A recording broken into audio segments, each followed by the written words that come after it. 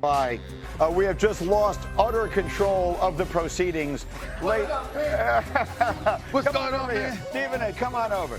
How we doing? Come over. Come on. We never see you in New York anymore. My boy. Stephen A. Stephen A., great to have you as always. First of all, we love to have you here. But let's get a quick preview. We played some of the conversation, your sit down with Jerry Jones. We played it a little bit earlier on the show. I know you'll play it expansively on First Take, and then you can see the whole thing on YouTube. But give us a little preview of what we have to say this morning about Jerry Jones and Micah Parsons and the way this thing has now turned. Well, listen, I think that Bart, I saw you earlier going off the way that you did, and I thought it was completely justified on this part, because if you're listening to it, you're going to take it that way. When you're sitting there interviewing him, listen, the man is approaching 83 years of age. He's a billionaire.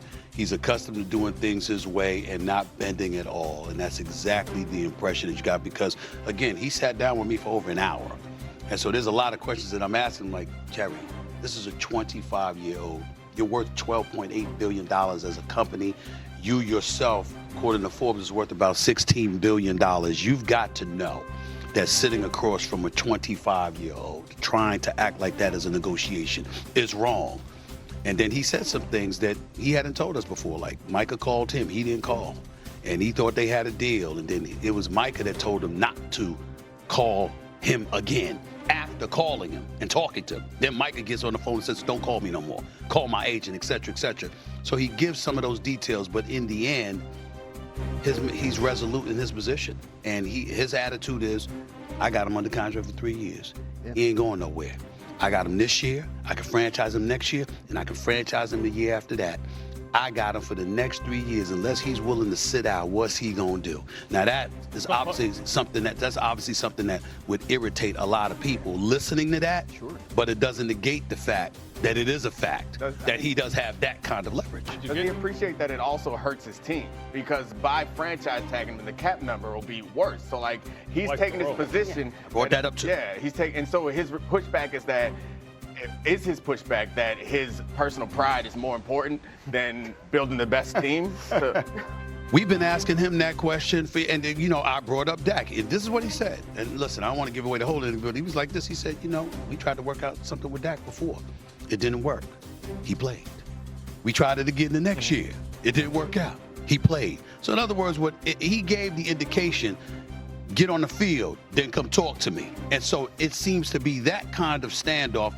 All of us imagine that in the end, Michael will get his money, he'll end up in a Dallas Cowboy uniform, et cetera, et cetera. Do you still expect that? I do, because I asked him. I said to him, are you willing to trade him?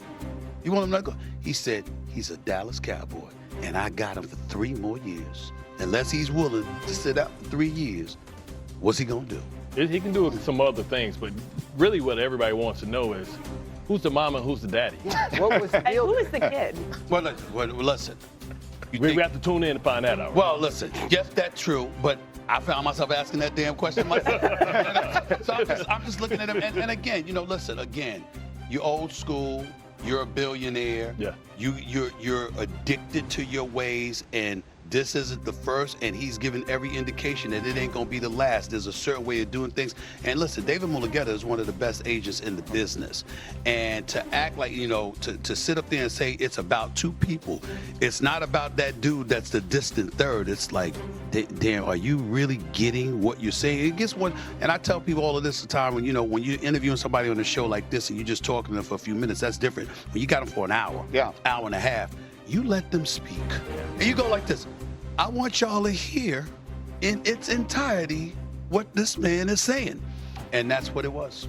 You will see the entire thing on YouTube. It will be available later today. And, of course, much more of the interview on First Take. This kind of feels like a press run, and he's manufacturing some drama in order for us to watch the documentary. Like, please, everyone go watch the Netflix documentary. It's fun and entertaining so that Jerry can be happy and be quiet, because it feels like manufactured beef because he's trying to sell an album.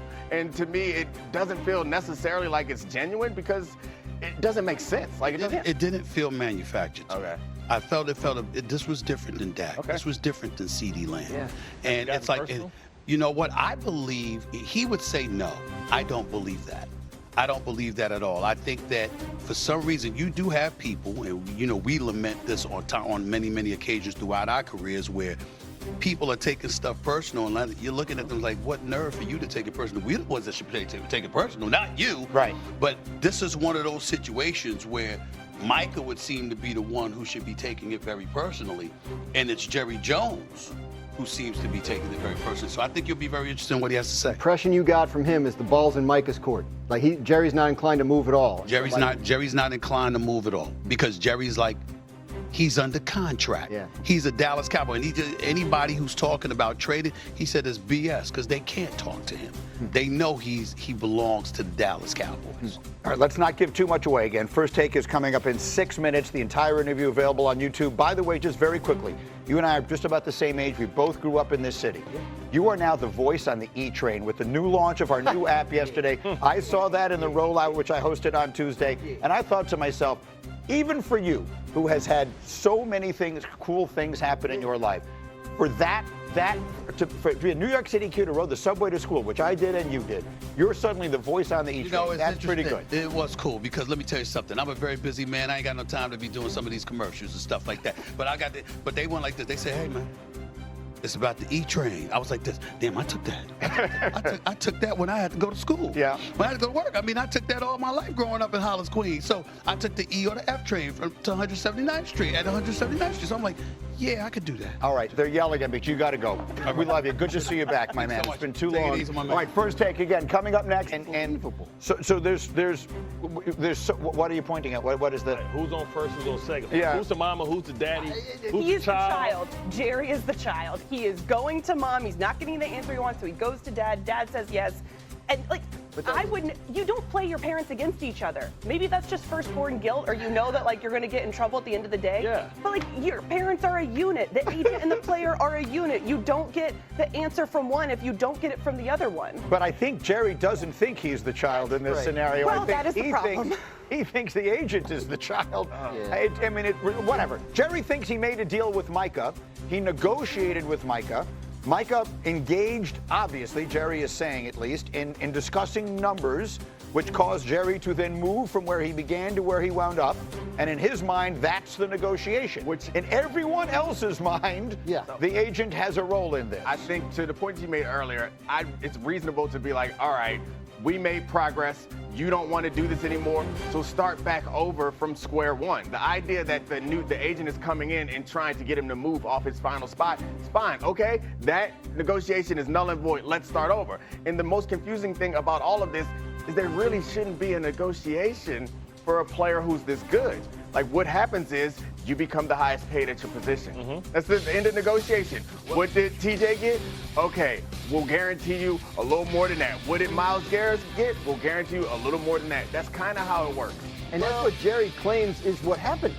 But the problem is the agent wasn't there. He's doing it with Micah, right? It's what he claims will happen in March, prior to these new deals being signed. Right. If Now you it's felt that way, then Micah should have signed that. Right. You tried to get an understanding with someone and then wait until after the context changed and say, remember that understanding from months ago? That's still staying. No, I think Jerry would have signed the deal in March if Micah had but he says Micah went to the agent said hold up, which makes sense. I mean, that's what his job That's what is. an agent does. Contracts are like 20, 30 pages long. Like, you have to do it with the agent. Jerry knows this. He's just trying to be like I'm in charge and you're going to do it my way. And even the guys that represent themselves take the paperwork to the lawyer.